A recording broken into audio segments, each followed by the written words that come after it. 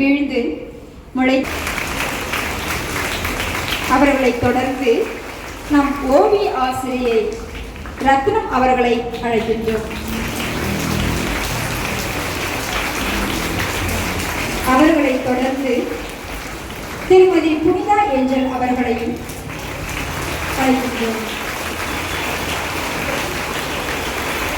அவர்களை தொடர்ந்து ஆசிரியர் திருமதி கவிதா அவர்களை அன்போடு அழைக்கின்றோம்.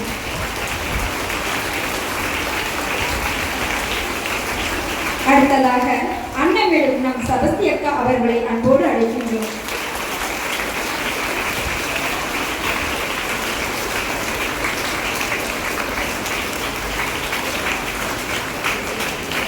அடுத்ததாக அலுவலக உதவியாளர் திருமதி யமண்டா அவர்களை அன்போடு அழைக்கின்றோம்.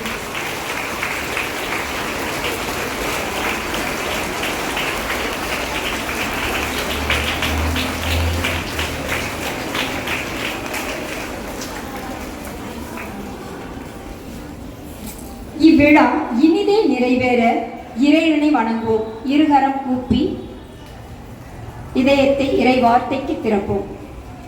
அதிகாரம் 8. இடவரின் அருள்வாக்கு. இறைவா உமக்கு நன்றி. ஜெபம். அன்பு தந்தையே இறைவா, உம்மை போற்றி புகழ்ந்து வாழ்த்தி வணங்கி ஆராதிக்கின்றோம். இந்த அழகிய உலகிலே எங்களை படைத்து வாழ வைத்து கடந்த இரவிலே பாதுகாத்து புதியதொரு நாளை எங்களுக்கு கொடுத்ததற்காக உமக்கு நன்றி செலுத்துகிறோம்.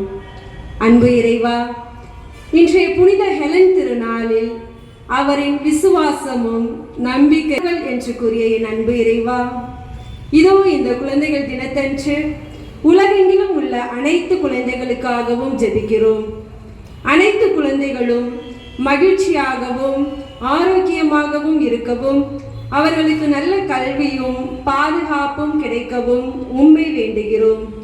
பரலோக தந்தையே, எங்கள் குழந்தைகள் தங்களின் திறமைகளையும் ஆற்றல்களையும் முழுமையாக வளர்த்து கொள்ளவும், மேலும் எதிர்காலத்தில் பொறுப்புள்ள நல்ல குடிமக்களாகவும் இரக்கமுள்ள மனிதர்களாகவும் வளர உமது தூய ஆவியின் கொடைகள் மற்றும் கனிகளை தந்து அவர்களை ஆசீர்வதிக்க வேண்டும் என்று எங்கள் ஆண்டவராகிய கிறிஸ்து வழியாக உம்மை மன்றாடுகிறோம். எங்கள் ஜெபம் கேளும் ஜீவனுள்ள நல்ல தகப்பனே, ஆமென். அன்பு மழை பொழிபவரே, திருவடி நாளும் சரணமையா. தெய்வீக அருள் மழை பொழிபவரே, திருவடி நாளும் சரணமையா. தெய்வீக அன்பு மழை பொழிபவரே, திருவடி நாளும் சரணமையா. தெய்வீக அருள் மழை பொழிபவரே, திருவடி நாளும் சரணமையா. சாணி பனி பம பாமக மப சாணி பனி பம பா பாம மாக சகா சரி சனி பாரி சக சனி சா. வாக்கு தந்து காப்பவரே தம் வாக்கில் உண்மை உள்ளவரே. வாக்கு தந்து காப்பவரே தம் வாக்கில் உண்மை உள்ளவரே. வாழ்வை கோடையாய் தந்தவரே, வாழ்வை கோடையாய் தந்தவரே. வழியாய் வந்து நின்றவரே, வழியாய் வந்து நின்றவரே. இரக்கம் பொழிந்து இதயம் நனைந்து இருவ அணைத்த இறை மகனே. இரக்கம் பொழிந்து இதயம் நனைந்து இருவை காத்த இறை மகனே. தெய்வீக அன்பு மழை பொழிபவரே, திருவடி நாளும் சரணமையா. தெய்வீக அருள் மழை பொழிபவரே, திருவடி நாளும் சரணமையா. இன்றைய சிறியோரே, நாளைய வரலாறு, வருங்கால மேதைகளே, எதிர்கால தேவதைகளே, உங்கள் அத்துணை பேரையும் இமயம் இறங்கி வந்தார் என்ற நிகழ்ச்சிக்கு இனிதே அன்புடன் வரவேற்கிறோம். நான்சி, இந்த மாடர்ன் வேர்ல்டில் தினமும் நாம் பெறுகிற இந்த இமேஜஸ், டெக்ஸ்ட், வீடியோஸ், கான்வர்சேஷன்ஸ் மற்றும் நம்ம பயன்படுத்துகிற வாட்ஸ்அப், ஃபேஸ்புக், இன்ஸ்டாகிராம், இதை எல்லாத்தையும் விட நேர்பட பேசுகிற வார்த்தைக்கு வலிமை அதிகம் தானே? நிச்சயமா ஷீலா மிஸ், உண்மைதான். இப்போ எங்க டெக்ஸ்ட்டு, ஃபோட்டோ, வீடியோஸ்லாம் குறைஞ்சி போய் இமோஜி ஆயிட்டு. அதனால மற்றவர்களோட நிலையிலிருந்து அவர்களை புரிஞ்சுக்கிறதுக்கு யாருமே தயாரா இல்லை, பேசுறதுக்கு நேரம் கூட இல்லை. உண்மைதான். அதனால தான் நான்சி, இந்த நாளில் ஒரு பகிர்வுக்காக ஒரு முக்கியமான வெரி ஸ்பெஷல் பர்சனை இங்கே நம்ம அழைக்க இருக்கோம். அவர் யாருன்னா, யாதும் ஊரே யாவரும் கேளீர் என்று வையகமே எனது பணித்தளம், வானமே எனது எல்லை என்றும் ஜாதி, மதம், இனம், மொழி அனைத்து வேறுபாடுகளையும் கலைந்தெறிந்துவிட்டு மக்களுக்காகவே பணி செய்தவர். ஷீலா மிஸ், நான் கொஞ்சம் கெஸ் பண்ணிட்டேன். உலக யதார்த்தங்களை புரிந்து கொண்டவர், புது உலகை படைக்க துடிக்கும் இன்றைய நவீன இளைய முறையினருக்கு அவருடைய வாழ்க்கை என்றுமே ஒரு ஒளிவிளக்கு தான். கரெக்டு தான் நான்சி. அவர் தன்னுடைய சொந்த வாழ்க்கையில தன்னுடைய இளமை கால சோகங்களை பின்னுக்கு தள்ளி இப்பொழுது அவர் ஆண்டவரின் அன்பின் அழைப்பினை ஏற்று இதோ உமது அடிமை என்று ஓங்கி குரல் கொடுத்த பெண்குல வைரமாம் நம் பாசமிகு பாசியோன் அன்னை அவர்களை இந்த அரங்கிற்கு அழைப்பதில் பெரும் மகிழ்ச்சி அடைகிறோம். அனைவரும் மரபொழி எழுப்பிய அன்னையர் அவர்களை வரவேற்போம்.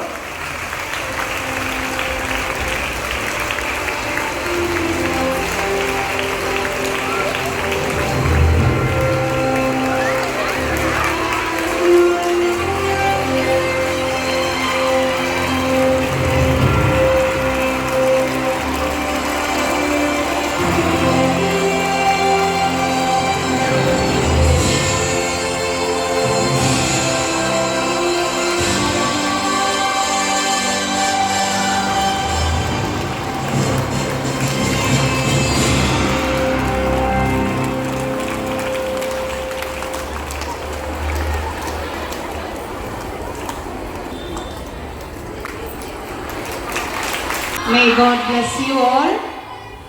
எனக்கு மிகவும் மகிழ்வாக இருக்கிறது இந்த நாளில் உங்கள் அனைவரையும் சந்திப்பதற்கு. மதர், இந்த நிகழ்வில், இந்த உரையாடலில் உங்களோட கலந்துக்கிறத எங்களோட மிகப்பெரிய பாக்கியமா நினைக்கிறோம். ஆமாம் மதர், நீங்கள் இப்போ வரும்போதே இந்த குழந்தைகளை பார்த்தோன்னே உங்களுடைய மகிழ்ச்சியை ரெட்டிப்பாகிறத எங்களால் உணர முடிஞ்சிச்சு. அதனால் உங்களுடைய இளமை காலம், குழந்தை பருவம், உங்களுடைய நண்பர்கள், உங்களுக்கு உத்வேகத்தை அளித்தவங்க, அவங்களை பற்றி எங்களுக்கு கொஞ்சம் இன்ஃபர்மேஷன் சொல்லுங்க.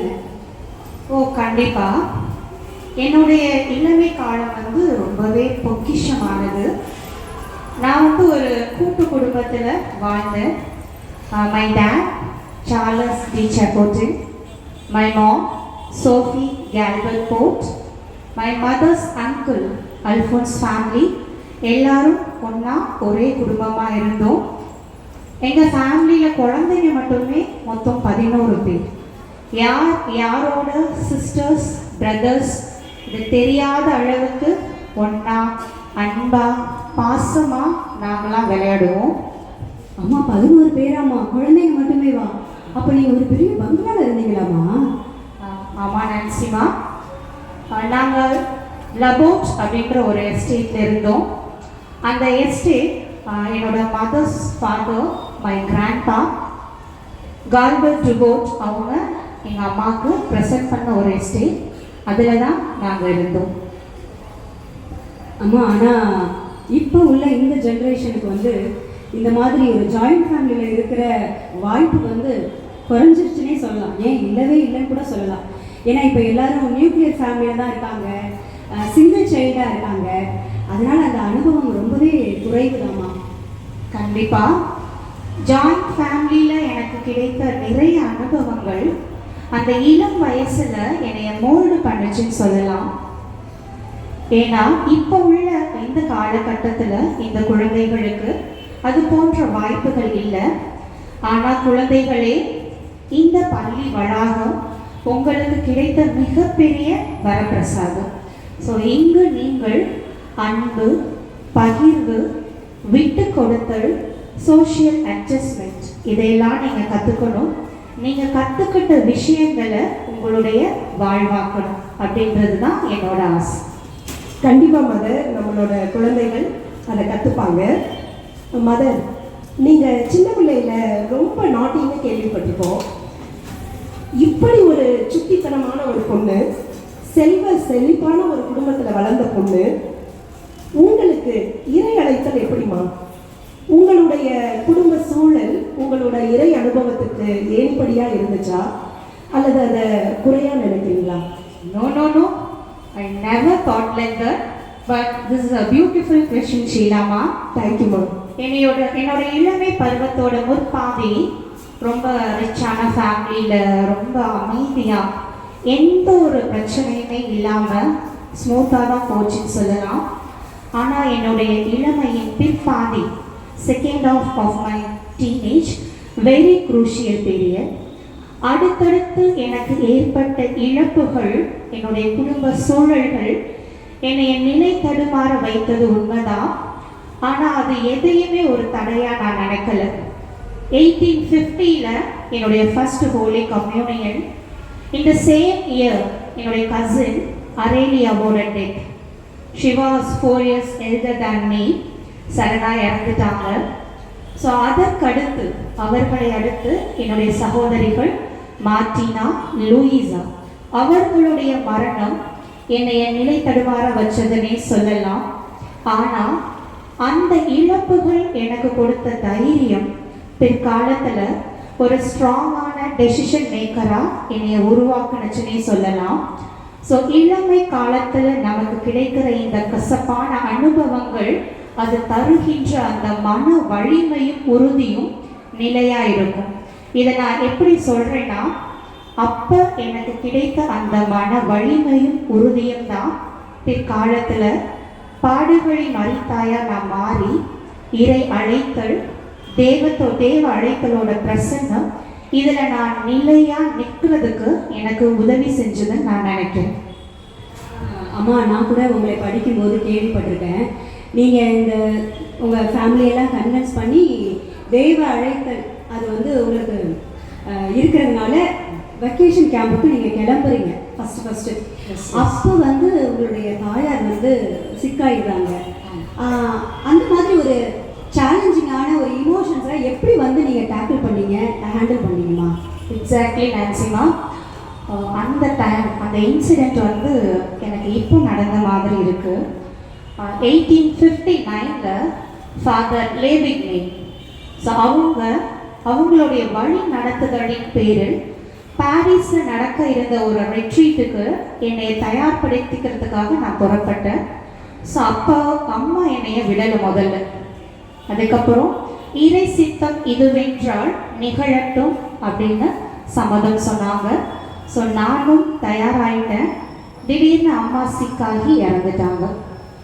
ஸோ அப்போ அவங்க இறந்த அந்த நிகழ்வு என்னை ரொம்ப மன வருத்தத்துக்கு உள்ளாக்குனுச்சு. ஸோ அதுக்கு காரணம் நான் தானோ அப்படின்ற அந்த குற்ற உணர்வு. ஸோ அதுலேருந்து நான் ஓவர் கம் பண்ணி வெளியில் வந்து என்னோட ஃபேமிலி, அப்பா, அக்காவோட குழந்தைகள் எல்லாரையும் அரவணைச்சு அப்பாவை கன்வின்ஸ் பண்ணி புனித கிளாராமா சபையில் சேர்ந்தேன். ஸோ அந்த மன அழுத்தங்கள் என்னை நெகட்டிவாக மாற்றினதாவோ இல்லை என்னைய நிலைக்குழிய வச்சதாவோ நான் நினைக்கல. அதற்கு பதிலாக என்னை இன்னும் ரொம்ப ஸ்ட்ராங்காக உருவாக்குனதா நான் நினச்சேன். ஸோ அதனால தான் பிற்காலத்தில் பாடுகளின் மரித்தாயா நான் மாறினதுக்கு அப்புறம் ஸோ நிறைய முக்கியமான நிகழ்வுகளில் ஸோ முக்கியமான முடிவுகளை எடுக்கிறதுக்கு எனக்கு அந்த அனுபவங்கள் உறுதுணையாக இருந்துச்சுன்னு நான் நினைக்கிறேன்.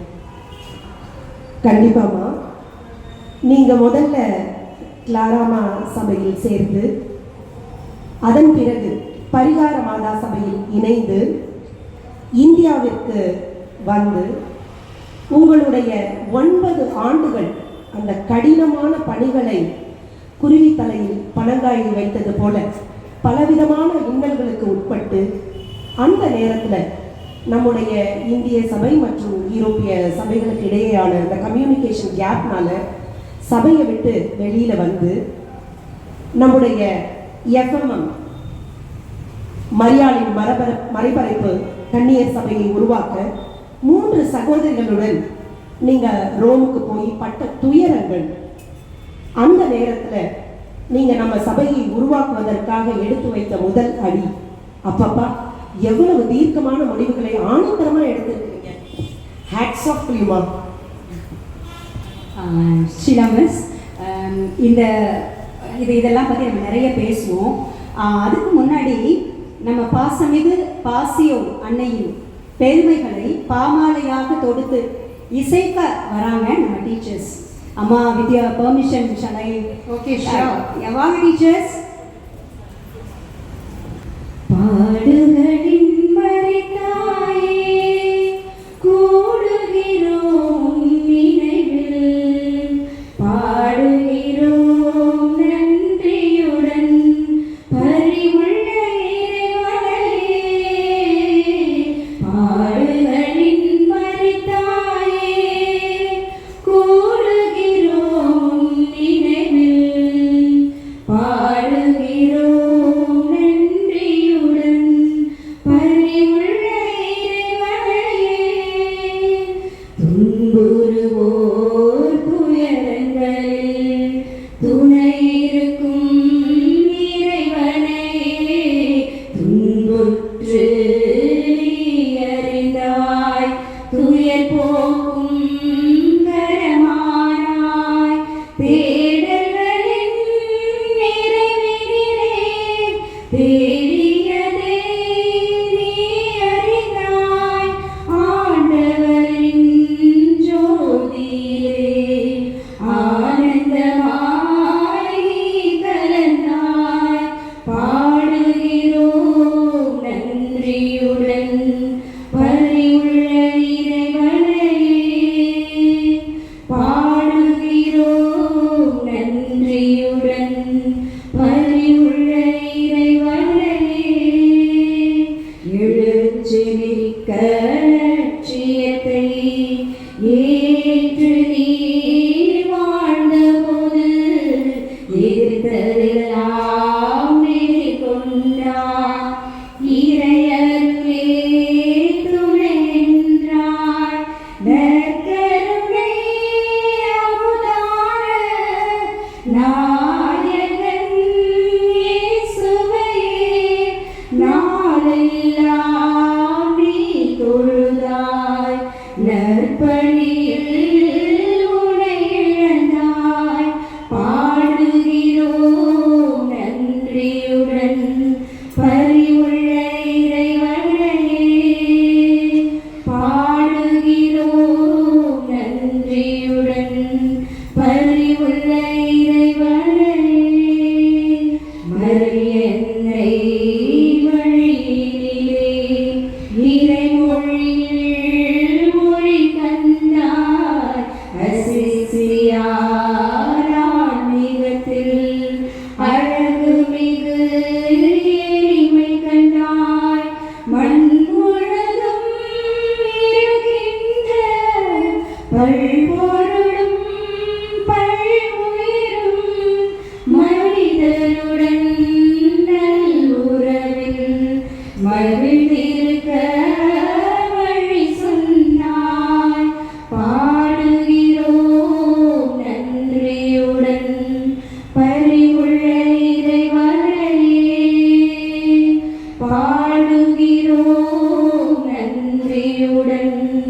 பரிவுள்ள இறைவனே, பாடுகளின் மரித்தாயே, கூடுகிறோம் உம் நினைவில், பாடுகிறோம் நன்றியுடன். பரிவுள்ள இறைவனே, பாடுகளின் மரித்தாயே. பாடல் வரிகளும் என்னை என்னுடைய இளமை காலத்திற்கே கூட்டி சென்று விட்டது. Thank you dear teachers. God bless you. Keep going.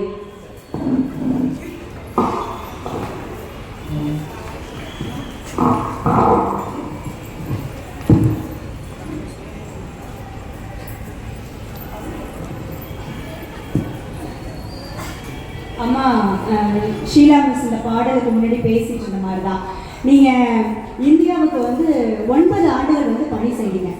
அப்போ நிறைய நபர்களை சந்திச்சிருப்பீங்க, நிறைய நபர்கள் வந்து உங்களுக்கு உதவி செஞ்சுருப்பாங்க, உங்களுக்கு ஃப்ரெண்ட்ஸாக இருந்திருப்பாங்க. இப்போ அவங்கள பற்றி நாங்கள் தெரிஞ்சுக்கிறதுக்கு ஒரு க்ரியேட்டிவாக ஒரு செக்மெண்ட் வந்து நாங்கள் வந்து உருவாக்கியிருக்கோமா?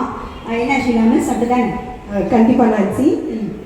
மதர், அடுத்தது யார் இவர் அப்படிங்கிற செக்மெண்ட். இதில் நாங்கள் உங்கள் முன்னாடி ஒரு 5 கார்ட்ஸ் வச்சுருக்கோம். அதில் ஏதாவது 2 கார்டை நீங்கள் செலக்ட் பண்ணணும். அதில் யாருடைய பெயர் வருகிறதோ அவங்கள பற்றின ஒரு குட்டி நிகழ்வு, சுவாரஸ்யமான விஷயங்கள் நடந்ததை நீங்கள் எங்கள் கூட பகிர்ந்துக்கணுமா? ஓகே, கண்டிப்பாக.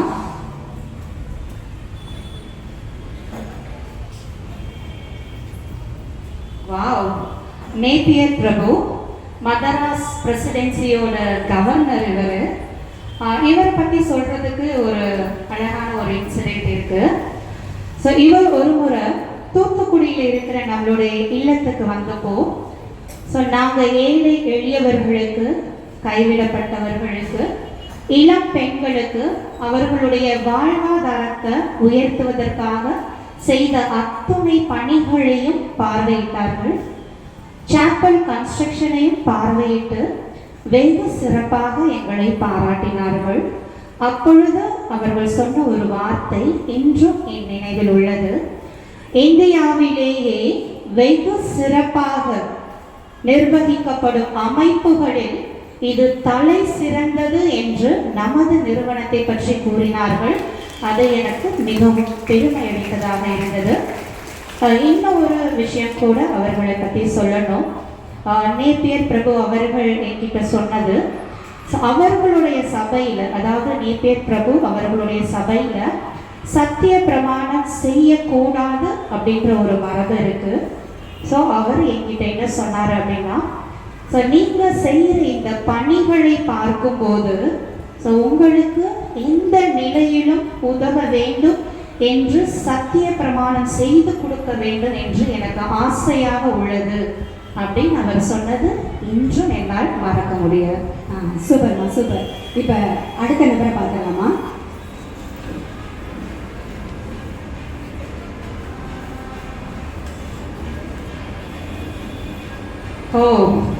Most reverend bishop stains. Bishop அவர்களை பற்றி சொல்வதற்கு ஒரு முக்கியமான ஒரு இன்சிடென்ட் இருக்கு. பிஷப் அவர்கள் கல்கத்தாவில் இருந்து திருச்சியில் இருக்கிற நம்ம இல்லத்துக்கு வந்திருந்தாங்க. ஸோ அப்போ அவர்கள் என்கிட்ட சொன்ன என்கரேஜிங் வேர்ட்ஸ் இறைவனோட அடியொற்றி இன்றளவும் நான் பயணிப்பதற்கு எனக்கு உறுதுணையாக இருந்துள்ளது. ஸோ அவங்க என்ன சொன்னாங்க அப்படின்னா, உங்களுடைய இந்த இல்லத்தில் விலை உயர்ந்த பொருட்களோ திரை சீலைகளோ விலை மதிப்பானவைகளோ எதுவும் இல்லை. அதற்கு மாறாக ஆழமான அர்த்தமுள்ள செழிப்பான அன்பும் பகிர்வும் மகிழ்வும் உள்ளது. இதை வேறு எங்கும் நான் கண்டதில்லை என்று கூறினார்கள். இது எனக்கு மிகவும் மகிழ்வை தந்தது. சூப்பர் சூப்பர், இன்ட்ரெஸ்டிங்காக இந்த செக்மெண்ட்டை முடிச்சிட்டோம். என்ன ஷீலா மிஸ்? கண்டிப்பாக நான்சி. நெக்ஸ்ட் என்ன மிஸ்? அடுத்தது அன்பு, பகிர்வு, மகிழ்வு. இந்த விழுமியங்களை உங்களோட இறை பயணத்திற்கு அடித்தளமிட்டு நம்முடைய எஃப்எம்எம் கன்னியர் சபையை நீங்கள் உருவாக்குவதற்காக இந்தியாவிலிருந்து ரோமிற்கு சென்ற பொழுது நீங்கள் எடுத்து வைத்த ஒவ்வொரு முயற்சியிலும் ஒவ்வொரு செயலிலும் உங்களுக்கு ஆதரவாக உங்களுக்கு உறுதுணையாக இருந்த உங்கள் ஃப்ரெண்டு ஒருத்தரை இங்கே கூப்பிட்டுருக்கோம். அவங்கள உங்களோட அனுமதியோட கூப்பிடலாமா மதர்? கண்டிப்பா. Very happy to welcome Reverend Father Raphael on stage.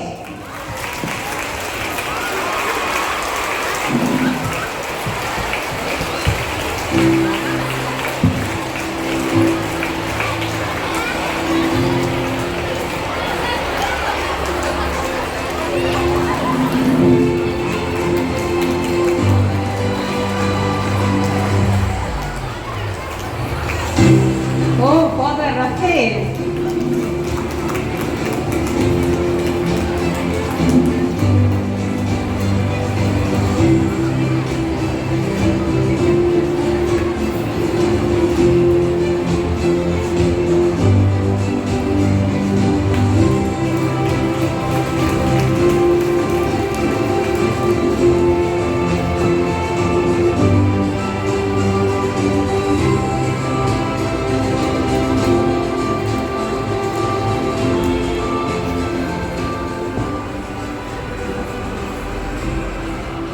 Father, Mary of the passion எங்களுடைய பாடுகளின் மரித்தாயை பற்றி நாங்கள் நிறைய படிச்சிருக்கிறோம். அப்படி தான் எங்களுடைய கேள்வி ஞானம் தான் வந்து இவங்களை வந்து கொஞ்சம் எங்களுக்கு வந்து இவங்களை பற்றி நிறைய விஷயங்களை கற்றுக் கொடுத்துருக்கு. நீங்கள் நேரில் அவங்க கூடவே பயணித்தவங்க. மேரி ஆஃப் த பேஷனோட நிர்வாக திறமை, ஆளுமை தன்மை உங்கள் பார்வையிலிருந்து எப்படி இருந்துச்சுன்னு நீங்கள் நினைக்கிறீங்க? தடம் பதிக்க நினைப்பவர்கள் மாமனிதர்கள். அவ்வழியில் நமது பாசியோன் அன்னை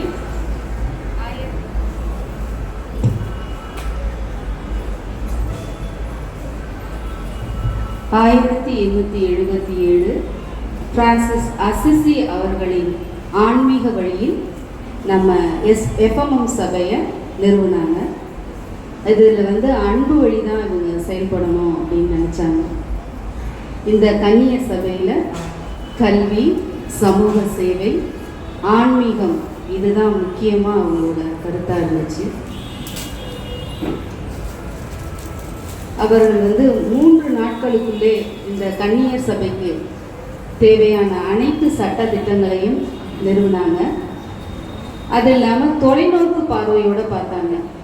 அவங்க அன்னைக்கு 1877 எழுதுனதில் எந்தவித மாற்றமும் இல்லை, ஒரு சில மாற்றங்கள் தவிர. இவர்களோட தலைமையிடம் ரோமா இருந்தாலும் 5 பெரும் கண்டங்களில் இவங்களோட சபையை நிறுவனத்துக்கு இவங்களோட பர்சனாலிட்டி, அதாவது ஆளுமை தன்மை தான் சிறந்ததாக இருந்தது.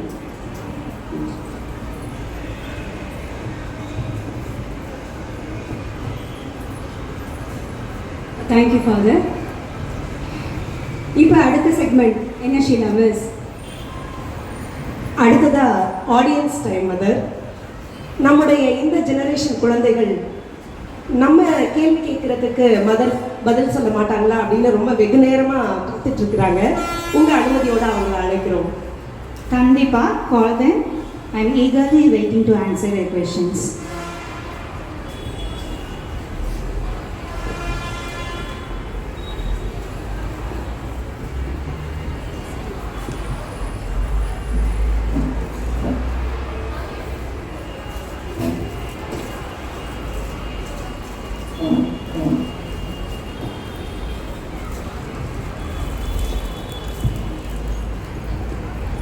Good morning mother. Myself Preethika.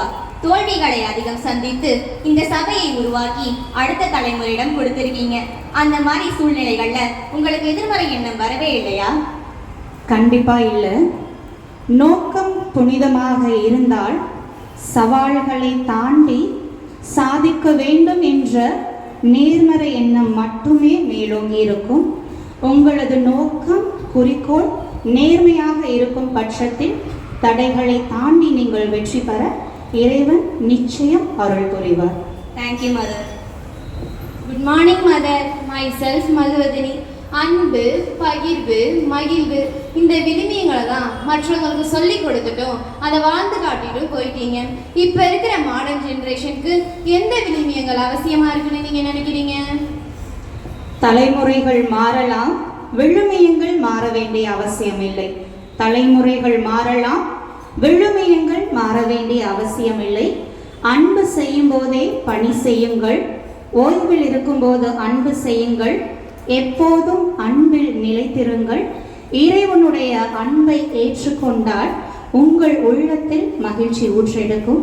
மகிழ்ச்சியாக இருக்கும் நீங்களும் பிறரை மகிழ்விக்கலாம். Thank you mother.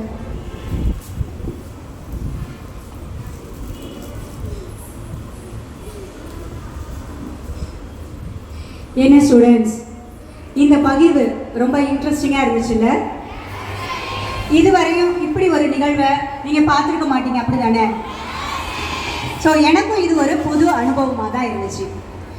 நம்ம எத்தனையோ சிங்க பெண்களை சினிமாலையும் நவநாகரிக உடையிலையும் பார்த்துருக்கோம். ஆனால் இந்த நிகழ்வுக்கு பிறகுதான் ரியல் சிங்கப்பெண் யார் அப்படிங்கிறது உங்களுக்கு தெரிஞ்சிருக்கும், அப்படி தானே? ஆமாம், நம்முடைய பாசியோன் அன்னை அவர்கள் அன்று விதைத்த விதையின் விருட்சத்தின் கனிகள் தான் நாம். அவர்கள் அன்று விதைத்த விதை விருட்சமாக தலை தோங்கி இன்று உலகெங்கும் சேவை செய்து கொண்டிருக்கிறார்கள். நம்முடைய FMM மரியாளின் மறைபரப்பு கன்னியர்கள். அவர்கள் அன்று துயரப்பட்டு கஷ்டப்பட்டு நமக்கு வாங்கி கொடுத்த, நமக்கு உருவாக்கி கொடுத்த இந்த நிறுவனத்தின் கீழ் அவர்கள் செய்த அந்த விளைச்சலின் அறுவடையை மிகவும் எளிதாக, சிரமமே இல்லாமல் நாம் அறுவடை செய்து கொண்டிருக்கிறோம், அனுபவித்துக் கொண்டிருக்கிறோம். ஒரு அருட்சகோதரியாக, ஒரு ஆசிரியையாக, ஒரு மாணவியாக. அப்படிதானே மிஸ்? கண்டிப்பா நான்சி. அத்தகைய பெருமைக்குரிய நம்முடைய அருட்கண்ணியர்களை சிறப்பு செய்யும் தருணம் இது. இந்த நேரத்தில் நம்முடைய தஞ்சை மண்ணின் FMM சபையின் விருட்சத்தின் விழுதுகளாய் தன்னுடைய பணிகளை மிகவும் திறமையாக சேவை மனப்பான்மையுடன் செய்து கொண்டிருக்கும் நம்முடைய மதிப்பிற்குரிய தலைமை ஆசிரியர் அவர்களையும், நம்முடைய அருட்சகோதரி டோனி அவர்களையும், நம்முடைய அருட்சகோதரி மனோ அவர்களையும் மற்றும் நம் அருட்சகோதரி ரீட்டாராணி அவர்களையும் இந்த மேடைக்கு பணிவன்புடன் அழைக்கின்றோம். என்னை தொடர்ந்து இறை பணியை வெகு சிறப்பாக ஆற்றி வரும் என் சகோதரிகளுக்கு என் அன்பின் காணிக்கையாக இதை தருகிறேன்.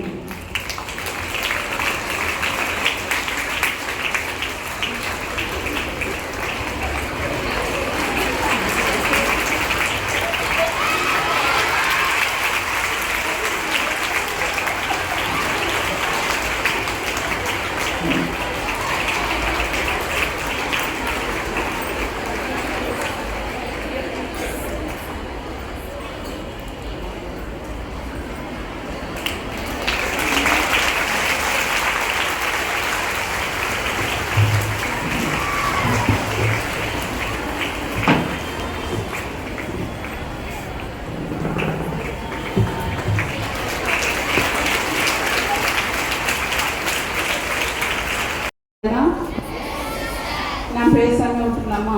என்ன எல்லாத்தையும் கேட்டுட்டீங்களே, திரும்ப நான் சொல்றதுக்கு என்ன? சரி, அனைவருக்கும் நம் பாசியோன் அன்னையின் திருநாள் வாழ்த்துக்களை தெரிவித்துக் கொள்கிறேன்.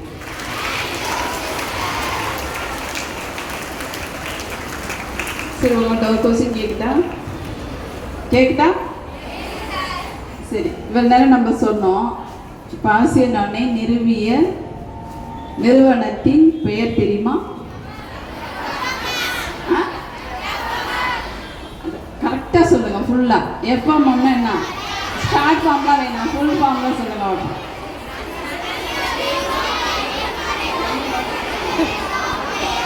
யாராவது ஒருத்தர் எங்கச்சி சொல்லுங்க பார்ப்போம். அங்கேயே சொல்லுங்க.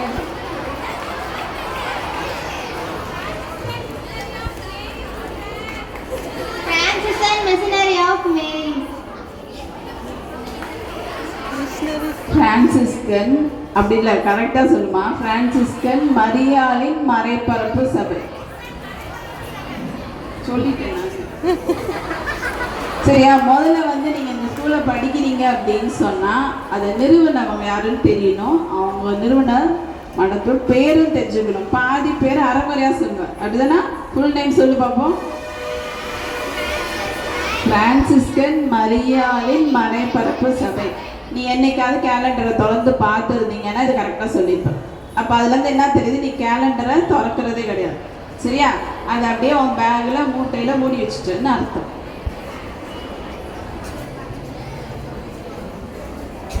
சரி, நீ அடுத்த அமைதியாக இருந்தாலும் நான் பேசுவேன், அல்லது இதோட முடிச்சுட்டு நான் போயிடுவேன். போயிட்டா ஓகே. ஜெபத்தில் நீங்கள் அவங்க பேசினதெல்லாம் கேட்டீங்க சரியா? அதனால அவங்க எப்படி இருந்தாங்க, ஜெபத்தில் ஆழமாக இருந்தாங்க சரியா? அதனால ஜெபத்தின் ஆளுமையையும் புன்சிரிப்பின் அளவையும் சாந்தத்தின் வியர்வை கூட்டு வாழ்வின் மகத்துவத்தை துறவர வாழ்வின் அர்ப்பணிப்பை பொது நிலையினரின் அன்பு பணியை நம்ம விட்டு சென்ற வைரம்தான் முத்துப்பேர் பெற்ற பாசியோன் அன்னை. அவர் 1839ஆம் ஆண்டு மே மாதம் 21ஆம் தேதி இவ்வுலகில் அழகிய குழந்தையாக உதயமானார். மிஸ் நிறைய சொன்னாங்க சிறு வயதில் அவங்க எப்படி இருந்தாங்க அப்படின்னு சொன்னாங்க. கேட்டீங்களா? எப்படி இருந்தாங்க?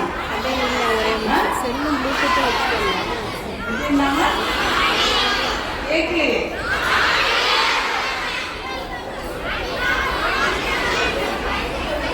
என்ன சொல்றேன்னு எனக்கு கேட்கவே இல்லை.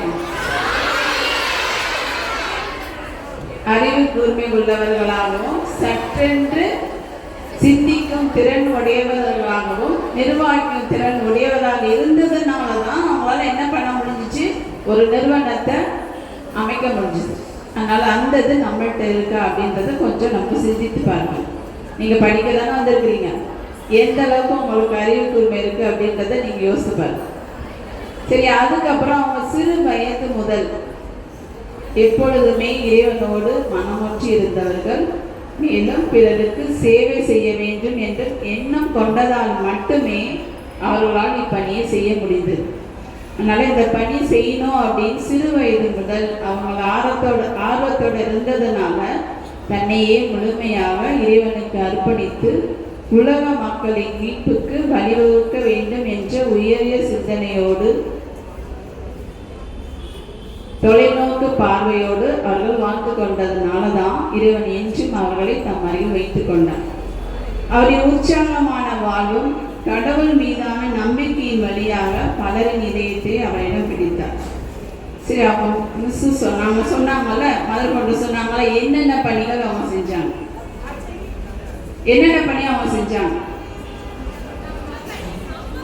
சமூக பணியில எத்தனையோ பணி இருக்குல்ல, என்னென்ன பணின்னு சொல்லுங்க. கல்வி பணி, அப்புறம் மருத்துவ பணி, அப்புறம் ஏதாவது வந்து சொல்லிடணும்.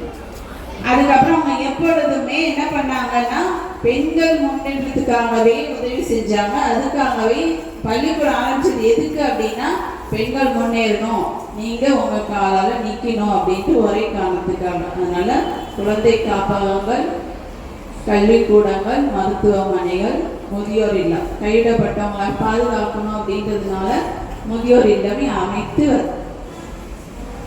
நாம் அன்பு செய்ய பிறந்தவர்கள், அன்பை வாழ்க்கையின் மையம் என்ற அரிய எண்ணத்தோடு இதை எல்லாத்தையும் ஆரம்பிச்சாங்க. அவங்க வாழ்க்கையில பட்ட கஷ்டங்கள் என்னன்னு சொன்னாங்களா? சொல்ல கஷ்டப்படாம இனிமையா கடைசியிலேயே வாழ்ந்தாங்களா? கஷ்டப்பட்டு வாழ்ந்தாங்க. நம்ம இந்தியாவுக்கு வரதே ஒரு கஷ்டம். அப்படிதான் அந்த ஃபாரின்ல செல்வ செழிப்போடு வளர்ந்தவங்க நம்ம நாட்டில் வந்து நம்மளோட கிளைமேட் எல்லா சூழ்நிலையும் அவங்க வாழணும் அப்படின்னா நிறைய கஷ்டங்கள் அனுபவிச்சாங்க. அதனால அந்த பணி வாழ்வில் பட இடர்கள், அவங்களுக்கு உடல்நிலை சரியில்லாமல் போன காரணங்கள், தவறான புரிதல்கள் போன்ற எல்லா சவால்களையும் மனம் தளராது எதிர்கொள்ள அவர்களுக்கு உதவியாக இருந்தது என்ன அப்படின்னா நம்பிக்கை, ஜெபம், தைரியம். அது மட்டுமே அவர்களுக்கு உறுதுணையாக இருந்தது. அவங்களுக்கு உறுதுணையாக இருந்தது யாரு? யாரும் வந்தாங்களா? இல்லை. யாரு? ஃபாதர் பேர் என்ன? ரபின் ஃபாதர். அவங்க எல்லா துன்பத்திலையும் அவங்களுக்கு ஆன்மீக தந்தையாக இருந்து அவங்களை பல வழியில் முன்னேறியவர் ஃபாதர் ரஃபேல் அவர்கள். இந்த இடுக்கட்டான கடின நேரத்திலும் இறை நம்பிக்கையோடு வாழ்தல், பிறரை அன்பு செய்து நன்மை புரிவது, தைரியத்துடனும் பொறுமையுடனும் சிரமங்களை தாண்டி வாழ்வில் முன்னேறுவது என்ற உயிரோட்டமான அனுபவங்களை நமக்கு பாடமாக விட்டு சென்றுள்ளார்கள். பாசியன் அன்னை நமக்கு விட்டு சென்ற பாதையை ஏற்று அன்பு செய்வோம், சேவை செய்வோம், இறைவனுக்காகவே வாழ்வோம். அவர் பயணித்த பாதையை நாமும் தொடர்வோம், இறையாசிர் பெறுவோம். அவர் என்றும் நம்மோடு பயணிப்பார். நன்றி.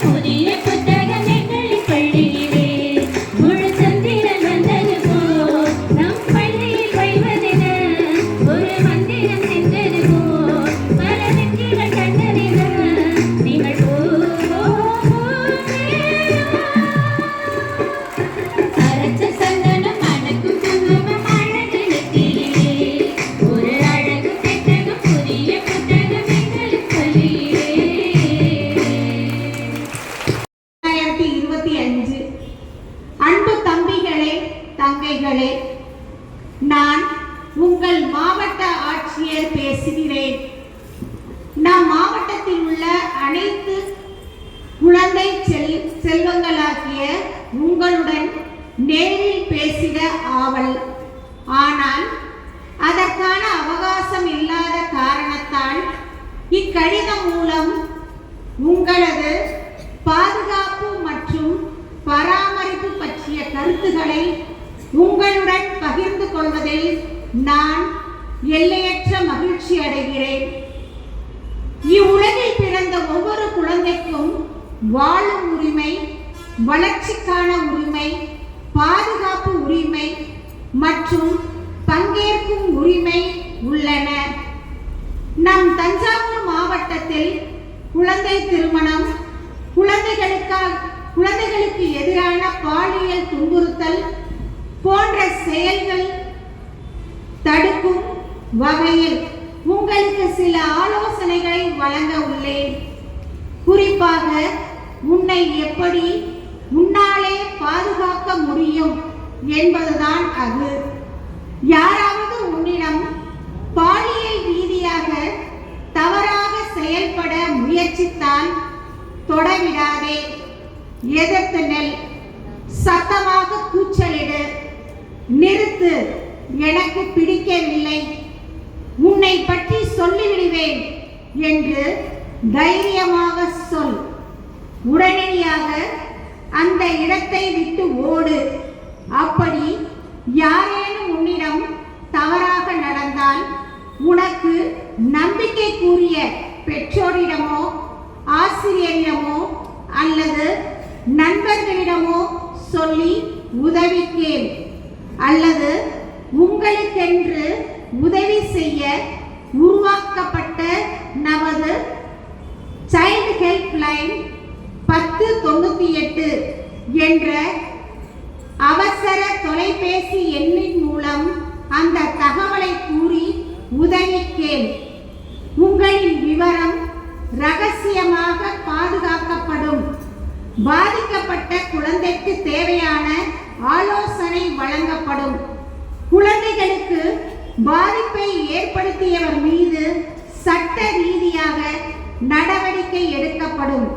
அது மட்டுமல்லாமல் அக்குழந்தைக்கு பாதுகாப்பு மற்றும் பராமரிப்பு தேவைப்பட்டால் விடுதி வசதியும் ஏற்படுத்தி தரப்படும்.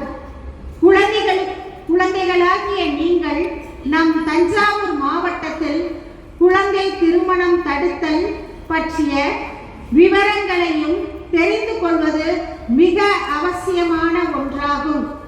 அதன்படி 18 வயது நிறைவடையாத பெண்ணுக்கும் 21 வயது நிறைவடையாத ஆணுக்கும் திருமணம் நடத்தி வைக்கப்படுவது, நடத்த ஏற்பாடு செய்வது, வற்புறுத்துவது போன்ற செயல்கள் இந்திய குழந்தை திருமண தடுப்பு சட்டம் 2006 படி தண்டனைக்குரிய செயலாகும். எனவே உங்களை பாதுகாத்துக் கொள்ள இது பற்றிய தகவல் உங்களுக்கு தெரிந்தாலோ, இந்த கொடுஞ்செயல் உங்களுக்கு நடக்க இருந்தாலோ, குழந்தைகளுக்கான 24 மணி நேர இலவச அவசர தொலைபேசி எண்ணான சைல்டு ஹெல்ப் லைன் 1098க்கு தகவல் தெரிவித்து உதவி கேட்கலாம். தற்போதைய சூழலில் போதைக்கு அடிமையாகும் நபர்கள் அதிகம் உள்ளனர். ஆனால் நீங்கள் எப்பொழுதும் எந்த விதமான போதைக்கும் அடிமையாக கூடாது. போதை எனக்கு வேண்டாம், நமக்கும் வேண்டாம் என்ற உறுதியோடு செயல்பட வேண்டும். உங்கள் உடலை உறுதியாக ஆரோக்கியமாக வைத்துக்கொள்ள உடற்பயிற்சி செய்யுங்கள். இந்த உலகம் அனைவருக்குமானது. எனவே உங்கள் வகுப்பை சாதி வேறுபாடுகள் எதுவுமில்லாத சமத்துவமிக்க வகுப்பறையாக மேம்படுத்த வேண்டும். நம் தஞ்சாவூர் காலத்தில் உங்களுக்காக ஓடோடி வந்து உதவி செய்ய நானும் மற்ற குழந்தைகள் நலன் மற்றும் பாதுகாப்பு சார்ந்த அதிகாரிகளும் தயாராக இருக்கிறோம். இந்த தகவலை நீங்கள் தவறாமல் உங்களின் நண்பர்களுக்கும் தெரிவிப்பதாய் நான் நம்புகிறேன். நாம் அனைவரும் இணைந்து செயல்பட்டு நம் மாவட்டத்தை குழந்தைகள் பாதுகாப்பு மற்றும் பராமரிப்பு நலமிக்க மாவட்டமாக உருவாக்கிடுவோம். மேலும் தொடர்புக்கு 24 மணி நேர இலவச தொலைபேசி எண் சைல்ட் ஹெல்ப்லைன் 1098க்கு அழைக்கவும். இப்படிக்கு தங்கள் அன்புள்ள மாவட்ட ஆட்சியர், தஞ்சாவூர். ஹலோ ஃப்ரெண்ட்ஸ், அப்போ நீங்கள்லாம் யார் எனக்கு? அப்போ ஃப்ரெண்டு சொல்கிறத கேட்பீங்களா? ஒரு சின்ன ஒரு குட்டி கதை சொல்கிறேன், ஓகேவா? நிறைய ப்ரோக்ராம்ஸ் பார்த்துட்டீங்க, இருந்தாலும் ஒரு கதை சொல்கிறேன் கேளுங்க, ஓகேவா? ஒரு பெரிய அரசன் இருந்தானா. அந்த அரசனுக்கு ஒரு வினோதமான ஆசை வந்துச்சான். அவனுடைய நாட்டிலிருந்து பொருட்கள் எல்லாம் கப்பல்ல யானை மேல ஏற்றி வெளிநாட்டுக்கு அனுப்புவாங்களாம். அந்த பொருட்கள் எல்லாம் யானை மேல ஏற்றி அனுப்பும் பொழுது அவனுக்கு ஒரு வினோத ஆசை வந்துச்சான். அது என்னன்னா, அந்த யானை மேல அனுப்பக்கூடிய பொருட்களின் எடை எவ்வளவு, அந்த யானையோட எடை என்னன்னு தெரிஞ்சுக்கணும்னு ஆசையா இருந்துச்சான். ஒரு யானைய எடை போட முடியுமா?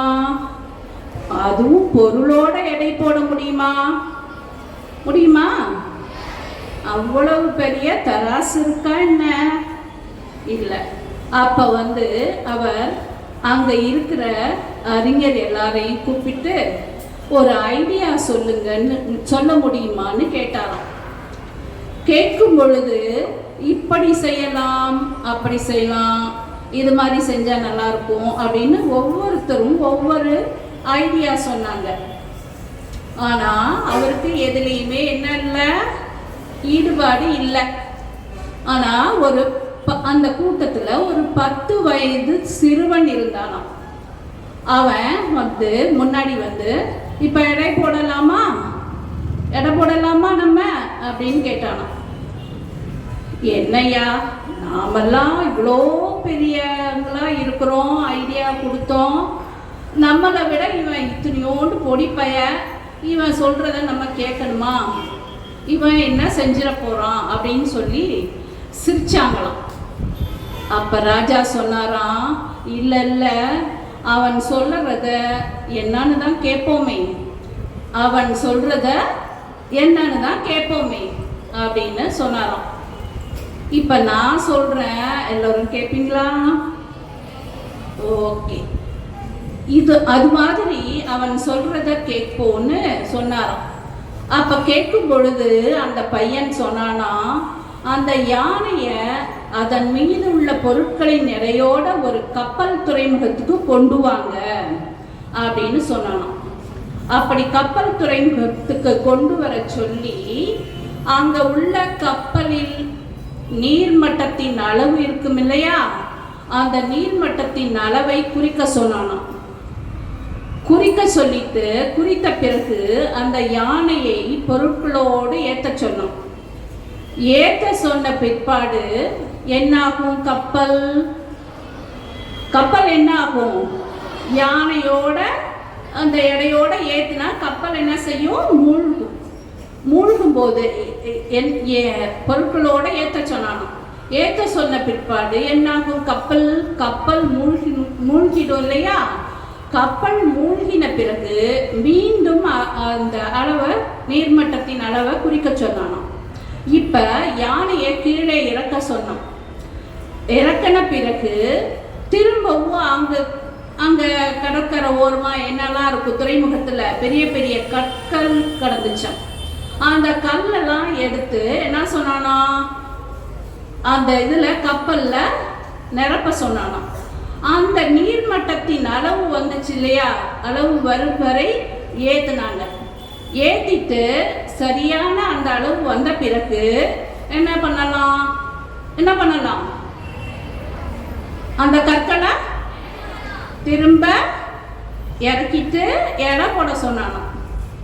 இப்போ என்னாச்சு, என்ன ஆகும், அதுதான் அந்த கற்களோட எடை தான் அந்த யானையோட பொருட்களோட சேர்ந்த எடை. புரிஞ்சுச்சா? ஈஸி ஆயிடுச்சா? கரெக்டா? ஓகே. நிறைய பேர் புத்திசாலிகளா இருக்கீங்க இங்க. ஸோ அப்போ ஒரு சின்ன பையன், எவ்வளவோ பெரிய அறிஞர்கள்லாம் படித்தவங்கள்லாம் இருந்தாங்க, ஆனால் அந்த ஒரு சின்ன பையனுக்கு இருந்த அந்த அறிவு, அந்த புத்தி, அதை மெச்சிய அரசன் அந்த சிறுவனுக்கு நிறைய பரிசு கொடுத்தாராம். அதுபோல இங்கே இருக்கக்கூடிய மாணவிகள், இங்கே சின்ன பிள்ளைங்கள்லாம் இருக்கீங்க, 6th 7thலாம் குட்டி பிள்ளைங்கள்லாம் இருக்கீங்க இல்லையா? உங்கள் ஒவ்வொருவருக்கும் எவ்வளவோ திறமை இருக்கு, எவ்வளவோ அறிவு இருக்கு. அதை வெளிக்கொண்டு வருவதற்கு நிறைய காம்படிஷன்ஸ், இப்போ சில்ட்ரன்ஸ் டே காம்படிஷன், அப்புறம் பைபிள் வீக் செலிப்ரேஷன், அப்புறம் கலை திருவிழா, இந்த மாதிரி நிறைய காம்படிஷன்ஸ் எல்லாம் உங்களுக்கு நடத்துகிறாங்க. கலை விழாவில் கலந்துக்கிட்டீங்களா? நிறைய பேர் கலந்துட்டு நிறைய ப்ரைஸ் வாங்கினீங்க. நம்ம ஸ்கூலு சிறப்பான இடத்துல வந்துச்சு இல்லையா? நிறைய பேர் ப்ரைஸ் வாங்கினீங்க. அது உங்களுடைய திறமைகளை வெளிப்படுத்துறதுக்கு ஒரு நல்ல சான்ஸ் கிடைச்சிச்சு. அதுபோல இரண்டாவது விஷயமா ஒன்று சொல்கிறேன். பைபிளில் வரும் ஒரு கதை நீங்கள் கேட்டிருப்பீங்கன்னு நினைக்கிறேன். எத்தனை பேருக்கு தாவீது ராஜாவோட கதை தெரியுமா? சரி, தாவீது அரசர் சிறுவனாக இருக்கும்போது அங்கே கோலியாத் என்ற பெரிய பிலிஸ்திய அரசன் அவன் இருந்தான். அவன் பெரிய வீரன், பயங்கர வீரனா இருந்தான். அவனை கண்டு தாவீது ராஜாவினுடைய படைகள் அனைவருமே பயப்படுவாங்களாம். எகிப்திய மக்கள் பயப்படுவாங்க அவனை கண்டு. ஆனால் ஒரு நாள் பார்த்தீங்கன்னா, போர் நடக்கிற இடத்துக்கு அந்த சிறுவன் தாவீது என்ன செய்யறாரு, அவங்க சகோதரர்களுக்கு சாப்பாடு கொண்டு போறார். அப்ப அவருடைய சகோதரன் சொல்றாங்க, என்னப்பா இங்கெல்லாம் நீ வரக்கூடாது, சண்டை போடுற இடத்துக்கு நீ ஏன் வந்திருக்க, உனக்கு பயமாவே இல்லையா? எனக்கு பயம் இல்லை. எனக்கு என்ன கிடையாது? பயம் இல்லை. ஏன் பயம் இல்லை? என் கூட என்னை படைத்த கடவுள் இருக்கிறார். என் கூட என்னை படைத்த கடவுள் இருக்கிறார். அதனால அவர் என் கூட இருக்கிற வரை பயப்பட மாட்டேன் அப்படின்னு சொன்னாராம். ஐயோ, கோலியாத் வரும் நேரம் ஆயிடுச்சு, அப்ப நீ சீக்கிரம் போயிடு, நீ போயிடு அப்படின்னு சொல்றாங்க. அவர் என்ன சொல்றாரு, சரி வரட்டும். அந்த கோலியாத் என்ன என் கடவுளை விட பெரியவரா? அந்த கோலியாத் என்ன என் கடவுளை விட பெரியவரா? இல்ல நீ போ அப்படின்றாங்க. அப்ப அந்த சிறுவன் தாவீது அரசனிடம் போய், அந்த கோலியாத்தை எதிர்க்க நான் போகிறேன், அந்த கோலியாத்தை எதிர்க்க நான் போறேன் அப்ப அப்படின்னு சொல்றோம். அப்ப எல்லாம் சிரிச்சாங்களாம். நாங்க இவ்வளவு பெரிய படையெல்லாம் வச்சிருக்கோம், இவ்வளவு பெரிய படையெல்லாம் வச்சிருக்கும் போது உன்னை போல சிறுவன் அவனை எதிர்க்க முடியுமா? அவர்களிடம் அவர், உங்கள் படைகளை விட என் கடவுள் பெரியவர், உங்களோட படையை விட என்னுடைய கடவுள் பெரியவர். உடனே அரசர் என்ன பண்ணாராம், அவருக்கு கவசத்தை எல்லாம் கொடுத்து போட்டு கொண்டு போ என்றாராம். அவர், இதெல்லாம் எனக்கு ஒத்து வராது, இதெல்லாம் எனக்கு போட்டுக்க முடியாது, ஒத்து வராது, ஏன்னா நான் சின்ன பையனா இருக்கேன், இதெல்லாம் எனக்கு பத்தாது அப்படின்னு சொன்னாலும், என்னை விட்டுடுங்க, நான் இப்படியே போறேன் அப்படின்னு சொன்னாலும். அதுக்கு அவர் எடுத்துட்டு போனது, ஆனா அவர் கையில எடுத்துட்டு போனது ஒரே ஒரு ஆயுதம். என்னது? கவன், அதான் கல்தா பெல்ட் இல்லையா? எடுத்துக்கொண்டு போறோம். எடுத்துட்டு போயிட்டு என்ன பண்ணாரு? கோலியாத் அவனை பார்த்து சிரிக்கிறான். என்னடா இத்தினோண்டு பையன் ஒரு கல்தா பெல்ட்டோட நம்ம முன்னாடி வந்து நிக்கிறானே, எவ்வளோ பெரிய படையெல்லாம் வந்துச்சு, எல்லாத்தையும் விட சின்ன பையன் நீனு, கொடிய நீனு ஏன் முன்னாடி வந்து நிக்கிறியே, உன்னால என்ன பண்ண முடியும் அப்படின்னு கேட்கிறோம். உன்னை விட பெரியவர் ஒருவர், என்னை படைத்த கடவுள் என்னுடன் இருக்கிறார், நான் எதற்கும் அஞ்ச மாட்டேன் வான்னு கூப்பிட்டான். அவன் வந்ததும் கல்லை எடுத்து கவனில் வச்சு ஒரு சுழட்டி என்ன செய்யறான்? அவருடைய நெத்தி போட்டுல அடிக்கிறான். கல் போய் கோலியாத்தோட நெற்றி போட்டுல பட்டு அவன் என்ன செய்யறான்? அப்படியே மயங்கி விழுந்துடுறான், சுருண்டு விழுந்துடுறான். உடனே என்ன பண்ணாரு? கோலியாத்தின் தலையை வெட்டி அரசனிடம் கொண்டு போனாராம். அப்ப இங்க அவனுடைய தன்னம்பிக்கையும் தாவீதினுடைய கடவுள் நம்பிக்கையும் அவருக்கு வெற்றியை தந்தது. உங்க மாதிரி சின்ன பையன்தான், அவரும் கடவுள் பக்தியும் தன்னம்பிக்கை இதெல்லாம் இருந்துட்டா போதுமா? இன்னைக்கு பேரண்ட்ஸ் மீட்டிங்க்கு வராங்க. பேரண்ட்ஸ் சொல்றாங்க, என் பொண்ணுக்கு செல்போன் கொடுத்துட்டா அப்படியே பிரிச்சு மேய்ஞ்சிடுவான், இன்ஸ்டாகிராமா அழகா எடுப்பா, வாட்ஸ்அப்பா சூப்பரா பாப்பா அப்படின்னு சொல்றாங்க. டூருக்கெல்லாம் போகும்போது உங்களுக்கு ஏதாவது எமர்ஜென்சிக்கு செல் எடுத்துட்டு வாங்க அப்படின்னு சொன்னா, அந்த செல்லில் நீங்க என்ன செய்றீங்க? சைலண்டா வேகமா மெசேஜ் பண்ண தெரியுது, ஃபேஸ்புக் பார்க்குறீங்க. இப்போ பிறக்கிற குழந்தை கூட அழுவாம இருக்குது அப்படின்னா அது கையில என்ன இருக்குன்னு அர்த்தம்? செல்போன் இருக்குன்னு அர்த்தம். அதுபோல உங்க கையிலையும் செல் இருக்குன்னு அர்த்தம். உங்க கையில செல் இருந்தா மட்டும் பிரயோஜனம் இல்லை. உங்க கையில செல் இருந்தா மட்டும் பிரயோஜனப்படாது. சொல் பிரயோஜனப்படும். அடுத்தவங்க சொல்றத கேட்கணும். அது மட்டும் நமக்கு பத்தாது. இன்னும் ஒரே ஒரு நிகழ்வு மட்டும் சொல்லி முடிக்கிறேன். ராமர் பிள்ளை அப்படின்னு ஒருத்தர் இருந்தார். அந்த ராமர் பிள்ளை ஒரு செயற்கை பெட்ரோல் கண்டுபிடித்தார். அவர் மலை ஏறி போகும்போது கேன்ல டீ விற்கிறவர் போகும் வழியில அப்படி ஒரு செடி என்ன செஞ்சிச்சு, பச்சை செடி, அது என்ன செஞ்சிச்சான்? தீ பிடிச்சு எரிஞ்சிச்சான். உங்களுக்கு தெரியும், பைபிள்ல ஒரே ஒரு இடத்துல மோயிசன் ஒரு இடத்துல பச்சை செடி என்ன செய்யும்? தீ பிடித்து எரிஞ்சுதான் படிச்சிருக்கிறோம். அதெல்லாம் அவருக்கு தெரியாது. ஏதோ பச்சை செடி எரியுதுன்னு சொல்லிட்டு அதை எடுத்து சாறு பிழிந்து அதிலிருந்து பெட்ரோல், அது ஒரு எரிபொருள்னு தெரியும், அதை மக்களுக்கு பயன்படுத்தலாம்னு அதை அரசாங்கத்திடம் எடுத்து போனார். அந்த அரசாங்கம் அவரிடம் என்ன கேட்டது தெரியுமா? அந்த எரிபொருளோட கெமிக்கல் ஃபார்முலா என்ன, அந்த எரிபொருளோட கெமிக்கல் ஃபார்முலா என்னன்னு சொல்லு, அதில் என்னென்ன ஆசிட் இருக்கு, என்னென்ன பேஸ் இருக்கு அப்படின்னு சொல்லுன்னு சொன்னாங்க. இவருக்கு இதெல்லாம் சொல்ல முடியுமா? சொல்ல முடியாது. ஏன்னா அவரு படிக்கல, அதிக படிக்காதவர். ஆனா அந்த பொருள் எரியும்னு தெரியும், ஆனா எப்படின்னு தெரியாது. ஏன்னா அவருக்கு படிப்பறிவு இல்லாததால அவரால் சொல்ல முடியல. அதை இன்றை வரைக்கும் அதற்கான ஆதாரம் கண்டுபிடிக்கப்படவில்லை, அங்கீகாரம் கிடைக்கப்பெறவில்லை. இன்னைக்கும் நமக்கு அதற்கான அங்கீகாரம் கிடைக்கல. நாட்டுக்கு தேவையான பெட்ரோல் எப்படி இயற்கையாக கிடைக்கிறது என்று தெரிந்தாலும் இன்றை வரைக்கும் அதற்கான அங்கீகாரம் கிடைக்கப்படவில்லை. ஆகையால் 3 விஷயங்கள் நீங்கள் தெரிஞ்சுக்கங்க. 3 விஷயத்தை நீங்க தெரிஞ்சுக்கணும். உங்களுக்குள்ளாக இருக்கும் தனித்திறமையை வளர்த்து கொள்ள வேண்டும் என்றால் உங்களுடைய தன்னம்பிக்கை மட்டும் பத்தாது. உங்களுடைய தன்னம்பிக்கை மட்டும் பத்தாது. உன்னுடைய